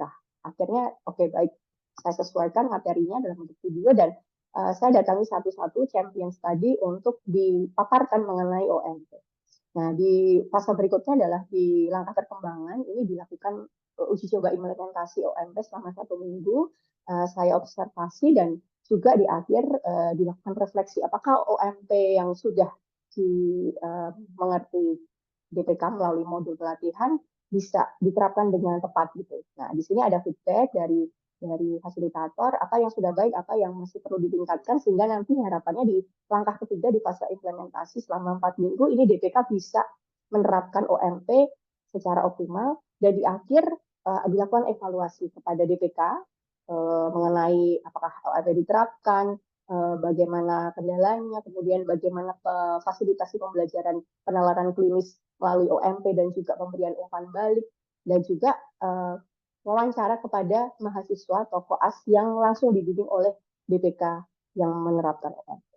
Nah, ini kalau saya konsepkan apa yang sudah dilakukan dalam penerapan OMP. Ini kalau dipersingkat itu sebenarnya ada 3 proses utama dalam OMP di konteks budaya kita di Indonesia. Ya, saya mengambil contoh di institusi saya. Jadi ada 3 hal. Yang pertama adalah teaching moment. Teaching moment itu kapan koas dan DPK ketemu dan memungkinkan untuk dilakukan pengajaran, dilakukan OMP. Jadi ini kalau saya meminjam istilah dari sejawat saya adalah ketika kesempatan bertemu dengan kesiapan. Nah, jadilah teaching moment begitu. Kemudian proses yang kedua adalah pembelajaran penalaran klinis melalui OMP dan yang ketiga adalah pemberian umpan balik. Nah, ini masing-masing proses ada faktor-faktor yang mempengaruhi sehingga prosesnya bisa berjalan dengan baik dan memberikan manfaat baik bagi mahasiswa dan bagi dosen. Saya contohkan, di teaching moment, ini yang jelas yang pertama adalah komitmen motivasi. Dan yang terlihat di sini adalah dosen menginisiasi pembelajaran. Jadi ini relate sekali dengan konteks budaya kita ya, large politism dan collectivism. Di large politism kan mahasiswa bergantung pada dosen. Mahasiswa itu mau approach ke dosen, kalau dosennya tidak memberi sinyal untuk menginisiasi pembelajaran, ini tidak berjalan teaching momennya, tidak match teaching momennya, gitu, sehingga OMP tidak bisa dilakukan. Nah, walaupun memang OMP ini sebenarnya adalah perseptor ya yang utama ya, memang dosen yang aktif, DPK yang aktif. Tetapi ketika mahasiswa di sini siap atau kalau siap dan mau belajar tapi melihat dosennya itu tidak siap untuk menginisiasi pembelajaran, ya tidak berjalan gitu. Dan di sini dipengaruhi juga oleh setting pelayanan jelas. Jadi beberapa ada DPK yang tidak menerapkan OMP di poli, karena di poli itu DPK ini membuka 4 ruangan, kemudian pasien dipersilakan masuk, disiapkan oleh perawat, DPK-nya dokternya muter melakukan pemeriksaan gitu. Jadi sangat tidak mungkin OMP dilakukan di sini, sehingga memilih setting yang lebih longgar, misalnya di Bangsal ketika fisika atau di OSA, contohnya begitu. Kemudian juga jelas pasien, kalau pasiennya gawat, OMP tidak bisa dilakukan karena fokusnya ke pelayanan terlebih dahulu. Begitu. Dan preferensi cara mengajar dosen ini menjadi hal yang menarik. Dosen-dosen yang lebih mudah menerapkan OMP adalah dosen-dosen yang menyukai metode pembelajaran small group discussion. Ada dosen yang kecenderungannya kalau OMP itu kan sedikit-sedikit, jadi tahu sekalian gitu. Jadi saya lebih suka sebenarnya kuliah aja lah, tutorial klinik terus bahas semuanya gitu sekalian. Waktunya lebih panjang. Nah, ini mempengaruhi teaching moment. Dosen-dosen yang seperti itu akan lebih kesulitan untuk menerapkan OMP di sela-sela waktu longgarnya sebenarnya gitu. Tidak longgar juga ya, di sela-sela waktu pelayanan. Gitu. Sehingga suara ibu kecil sekali. Terima kasih. Apakah sudah lebih jelas sekarang? Ya, semoga sudah ya. Nah, kemudian saya lanjutkan. Di proses pembelajaran penalaran klinis ini tadi menyambung apa yang sudah disampaikan Dr. Yeni. Jadi lebih ke sebenarnya dosen itu memberikan arahan prosesnya. Mahasiswa mengikuti pola pikir dosen gitu. Manut ke dosennya. Jadi ini juga bisa membantu melancarkan proses pembelajaran penalaran klinis gitu. Kemudian juga ini sangat dipengaruhi oleh kenyamanan suasana belajar. Jadi ketika terkondisi untuk OMP dilakukan, tadi pasiennya tidak terlalu gawat, tidak terlalu banyak, sama-sama enak untuk belajar, mahasiswanya juga siap, kemudian dosennya juga bertanya dengan menyenangkan ya, kemudian kasus yang dipakai untuk pembelajaran sesuai kompetensi, dan ini juga ada peer support yang menarik. Jadi mahasiswa kalau OMP sebenarnya head to head ya, ditanya satu-satu, tetapi di konteks kita ini sering dilakukan secara kelompok. Nah, ini sebenarnya malah justru menguntungkan DPK karena lebih menghemat waktu gitu. Jadi satu kasus bisa untuk rame-rame begitu. Dan ini juga membantu mahasiswa ketika mereka tidak bisa menjawab pertanyaan dosen, akan dapat support dari teman-teman di belakangnya. Nah, ini manfaatnya bagi mereka adalah bisa mengurangi overload informasi, kemudian dan juga bagi dosennya bisa menilai seberapa banyak mahasiswa belajar, menilai cara berpikir mahasiswa ini dari pembelajaran penalaran klinisnya. Kemudian yang untuk umpan balik, ini dipengaruhi respon emosional dosen. Jadi kalau dosen-dosen yang terkesan itu ada yang menyebutkan kebapaan, begitu menganggap koas itu sebagai anaknya sendiri, ini akan lebih mudah memberikan umpan balik, dan umpan balik itu bisa diterima baik oleh mahasiswa begitu. Dan ini ketika diterapkan umpan balik ditujukan untuk kelompok, kemudian lebih ke menguatkan apa yang sudah benar. Jadi misalnya kalau koas menjawab tadi di langkah kedua, kemudian umpan baliknya adalah ya sudah benar. Seperti itu saja itu sudah dianggap sebagai menguatkan apa yang sudah benar buat mahasiswa. Nah, dengan diberikan umpan balik positif ini motivasi mahasiswa belajar, motivasi belajar mahasiswa meningkat, dan juga selain tadi menegaskan apa yang sudah benar, pemberian koreksi ini juga bisa memperbaiki performa mahasiswa di teaching moment berikutnya. Begitu. Nah, ketika diterapkan ini juga tidak terlepas dari kesulitan ya. Nah, kalau dari OBGYN ini seringkali tips general rules-nya tidak disampaikan, apalagi kalau mahasiswa sudah benar. Kemudian di penyakit dalam lebih suka belajar di DPK itu lebih suka ke dasar-dasar patofisiologi. Jadi tidak berangkat dari kasus, tidak fokus ke kasus, tapi nanti melebar ke dasar-dasar patofisiologi yang lain gitu. Kemudian juga sering di DPK anak ini sering melewatkan umpan balik untuk bagian reinforce what was done well. Kemudian di bedah ini langkah kedua itu sering dilewatkan juga karena kecenderungannya tadi untuk pembelajarannya adalah style mengajar kelas besar gitu yang teacher center. Sementara untuk mahasiswa, nah ini penting karena ketika mahasiswa itu tidak menguasai kasus, prior knowledge-nya kurang, waktu pelaksanaan OMP-nya jadi lebih lama, jadi tidak 1 minute lagi gitu, tidak bisa menjawab permasalahan DPK yang sibuk tadi gitu, karena pelaksana jadi lebih lama, mahasiswa kebanyakan AE terus freeze momennya lebih banyak gitu, sehingga tadi akhirnya dibantu dengan memberikan clue, memberikan arahan dari DPK ketika belajar penalaran klinis. Lalu apa peran mahasiswa? Jadi mahasiswa ini juga sangat berperan di OMP, walaupun OMP ini sepertinya lebih ke per sektor, tetapi ini suatu pembelajaran student center.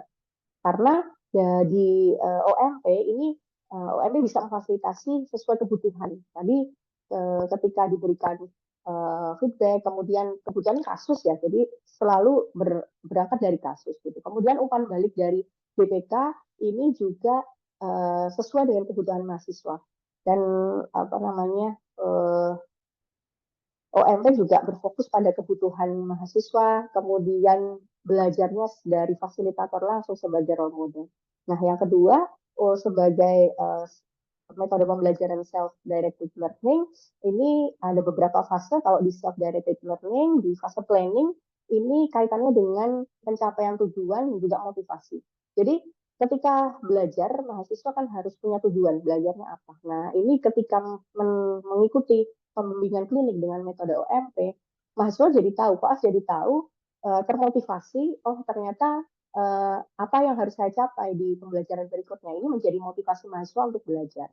Kemudian di fase learning dari paparan kasus, jelas kalau koas di klinik belajar dari kasus. Jadi dengan terpapar kasus di waktu yang sedikit-sedikit tetapi frekuensi yang banyak, harapannya kan seperti itu ya. Ini bisa menjadi pembelajaran mahasiswa untuk lebih terpapar oleh kasus. Kemudian di fase assessment, nah ini ketika nanti mahasiswa di langkah kedua ditanya sama dosen, ditanya di PK, menurutmu kenapa kamu mendiagnosa ini? Kenapa kamu ngasih saran terapi ini dan sebagainya? Itu otomatis juga membangkitkan awareness mahasiswa kalau nggak bisa jawab itu terutama ternyata saya belum bisa menjawab pertanyaan dosen. Dan juga di fase umpan balik, di fase ketiga, di langkah ketiga dan keempat, ini juga sebagai umpan balik bagi mahasiswa, bagi koas. Kemudian di fase adjustment ini diperoleh dari teaching general rules. Nah, sehingga ketika ini akhirnya diterapkan, kemudian apa sih yang harus dipersiapkan institusi sehingga bisa mengoptimalkan pembelajaran klinik. Nah, dari teaching moment tadi, penting sekali memiliki DPK yang punya motivasi, komitmen, ya. Jadi DPK yang berkomitmen terhadap pengajaran di klinik ini aset untuk institusi. Dan juga untuk perlu menegaskan di stase mahasiswa itu apa sih tugasnya gitu. Jadi bisa dilakukan di orientasi. Sehingga nanti ketika DPK siap untuk OMP, mahasiswa juga siap dibimbing dengan OMP begitu. Kemudian untuk pembelajaran penalaran klinis, ini pentingnya membekali mahasiswa dengan prior knowledge gitu. Sehingga nanti waktu untuk OMP ya benar-benar singkat karena mahasiswa tidak ada tadi freeze moment untuk mikir, aduh ingat-ingat lagi apa ya teori yang harusnya saya pelajari, aduh atau fisiologinya bagaimana ya. Nah, itu tidak perlu. Jadi bisa diatasi dengan pencapaian prior knowledge yang cukup sebelum mereka ke koas, ke klinik. Kemudian juga perlu ada tujuan pembelajaran study guide di masing-masing stase. Jadi mahasiswa itu tahu karena mereka kan di konteks budaya kita butuh diarahkan ya. Saya harus belajar apa sih, apa-apa yang saya harus persiapkan sih. Oh, di stase anak nih kalian baca konsensus kejang demam. Nah, ini benar-benar dikasih ke mahasiswa sehingga mereka tahu apa yang mereka pelajari. Begitu. Kemudian juga karena kebutuhan kasus maka menjamin kualitas rumah sakit pendidikan, ketersediaan kasusnya bisa memadai sebagai media pembelajaran. Dan dalam pemberian umpan balik ini yang perlu dilakukan institusi adalah perlu jelas memberikan pelatihan kepada DPK bagaimana memberikan umpan balik yang tepat dan kepada mahasiswa bagaimana menerima dan menggunakan umpan balik, mempersepsikan umpan balik yang disampaikan DPK.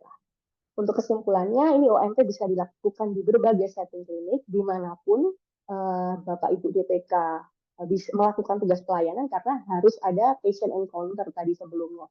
Dan yang perlu diingat adalah ini frekuensi yang ditingkatkan. Jadi bukan durasi pembimbingan, tetapi frekuensi. Sebentar-sebentar, tetapi sering dibanding sekali, tetapi lama. Nah, begitu.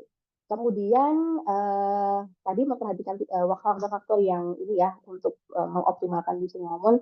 Kemudian yang kedua di penalaran klinis, ini strategi yang dipakai adalah konsep mapping yang masih butuh arahan dosen. Jadi sabar-sabar para DPK memberikan arahan terutama bagi mahasiswa tadi yang prior knowledge-nya masih kurang. Harus jelas apa yang harus mereka siapkan begitu. Kemudian untuk umpan balik yang perlu diperhatikan adalah respon emosional dosen. Tadi lebih kaitannya ke pola interaksi ya, cara berkomunikasi tadi sudah disampaikan oleh Dr. Sylvia dan juga kemampuan dosen dalam memberikan umpan balik. Saya rasa cukup sekian Dr. Windy yang bisa saya sharingkan terkait best practice OMP. Semoga bermanfaat. Terima kasih. Siap, terima kasih banyak Dr. Nungki atas materi yang telah disampaikan. Mungkin kita buka Q&A session sebelum masuk ke panel discussion di akhir sesi. Apa ada yang ingin ditanyakan? Jadi memang menjadi tantangan yang besar ya dalam pendidikan clinical setting karena akan ada dua aspek yang diperhatikan di balik pelayanan, harus ada pendidikan, di balik pendidikan harus ada tetap memperhatikan pelayanan dan bagaimana agar semua itu bisa berjalan. Beberapa teknik sudah dijelaskan. Mungkin ada dari Bapak Ibu sekalian yang ingin ditanyakan? Mungkin nanti ini kita akan langsung lanjut ke panel diskusi juga. Mengundang kembali Dr. Sylvia dan Dr. Yeni. Pada Bapak Ibu, dipersilahkan.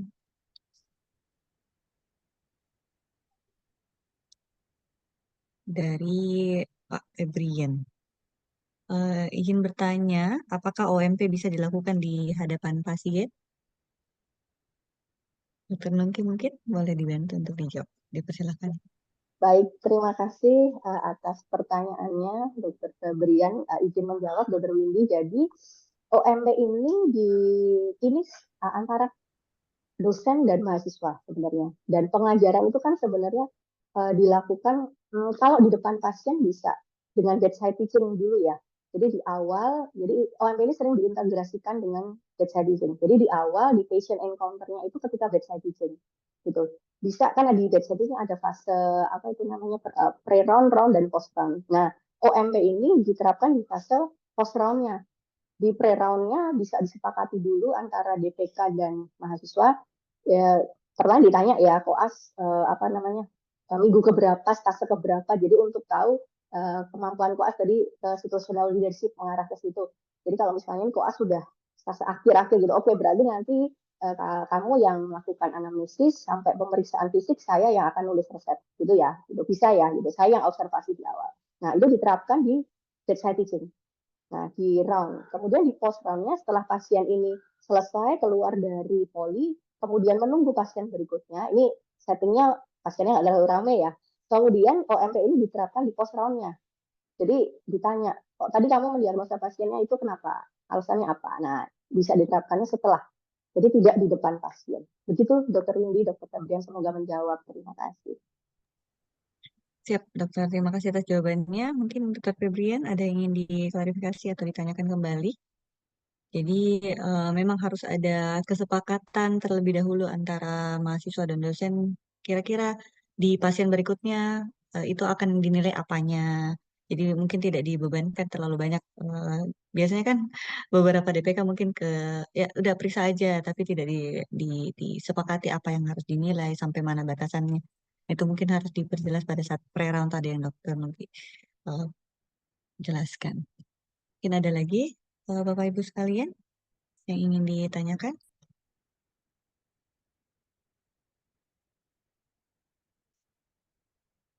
Terkait teknik komunikasi atau bagaimana memfasilitasi clinical setting. Oke. Izin bertanya dokter, untuk kelas stase public health tidak bisa dipakai OMP ya dok? Maksudnya kayak koas yang stase public health, IKM mungkin. Apakah boleh menggunakan OMP? Dan bagaimana penerapannya? Ya, izin menjawab menanggapi pertanyaan Dr. Kusna. Jadi ini di tempat kami juga dipaparkan ketika pelatihan DPK komunitas ke dokter DPK IKM gitu dokter. Jadi sebenarnya bisa-bisa saja. Jadi kan sebenarnya tadi kalau diterapkan ketika best practice ketika ORP ini diterapkan, kemudian kan sebenarnya intinya ada 3. Teaching moment, pembelajaran penalaran klinis. Nah, penalaran klinis ini bisa dimodifikasi jadi misalnya penalaran dalam kedokteran komunitas misalnya seperti itu, dan pemberian umpan balik. Misalnya kalau di public health itu yang membedakan adalah diagnosa komunitas ya dok Husna ya kalau tidak salah, sehingga itu bisa tetap dilakukan. Jadi misalnya ketemu kasus nih, jadi paparan pasiennya diganti paparan kasus tentang misalnya penyakit apa ya stunting misalnya. Nah, intervensi apa, membahas tentang intervensi apa yang mau dilakukan. Nah, itu bisa. Kalau tadi kasusnya seperti itu, intervensinya apa, Dek? Kenapa kamu mengusulkan intervensi itu? Nah, itu bisa dilakukan ke situ. Nanti akhirnya juga di akhir DPK IKM memberikan umpan balik terkait tadi apa yang sudah disampaikan oleh koas di stase IKM. Begitu. Dan juga sebenarnya ini kalau konteksnya di pelayanan bisa diterapkan, tapi saya agak skeptis ya karena kalau di puskesmas kan pasti ramai sekali polikliniknya. Jadi kalau mau OMP sepertinya agak susah dan bisa aja ketika tidak terlalu banyak pasiennya bisa di akhir setelah poli diambil kasus-kasus yang menarik atau ketika tadi tapi ya agak susah. Tapi kalau konteksnya ke IKM tadi lebih ke memodifikasi di langkah kedua tadi untuk pembelajaran penalaran klinisnya diganti ke misalnya diagnosa aktivitas. Begitu Dokter Rusna, semoga menjawab. Terima kasih. Ya, terima kasih Dokter Nungki atas jawabannya. Jadi sangat bisa dimodifikasi tergantung dari kebutuhan DPK masing-masing, apa yang akan dinilai, konteks pembelajarannya bagaimana, langkah-langkahnya sangat bisa dimodifikasi di uh, underlying reasoning tersebut. Mungkin ada lagi dokter yang ingin ditanyakan?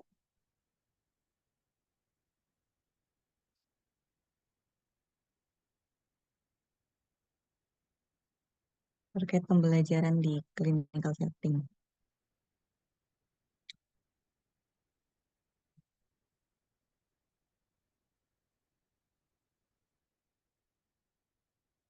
Ya, mungkin kalau sudah tidak ada, kita minta closing statement dari masing-masing pemateri.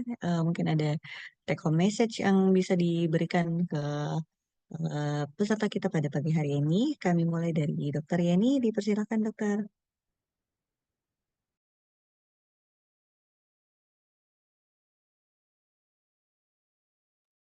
Oke, baik. Terima kasih Dokter Windy. Terima kasih Bapak Ibu sekalian. Kalau saya boleh memberikan beberapa hal ya, yang pertama dengan melihat paparan yang mungkin tadi saya sampaikan, kemudian Dokter Sylvia sampaikan, dan akhirnya Dokter Nungki sampaikan dengan sangat detail,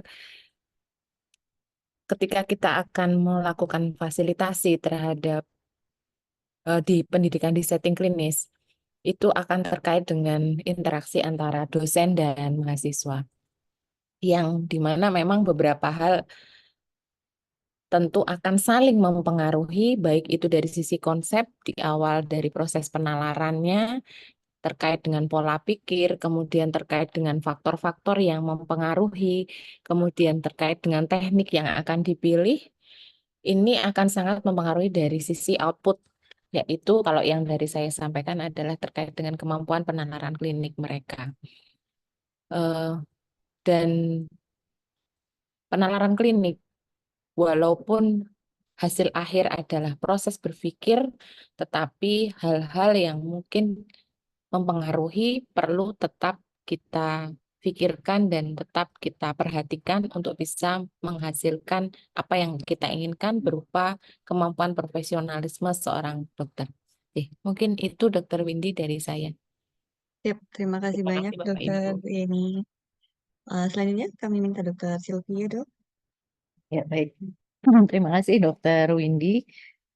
Saya juga menemukan link yang berarti di dalam pendidikan klinik ini, interaksi ini bisa terjadi di mana-mana. Salah satunya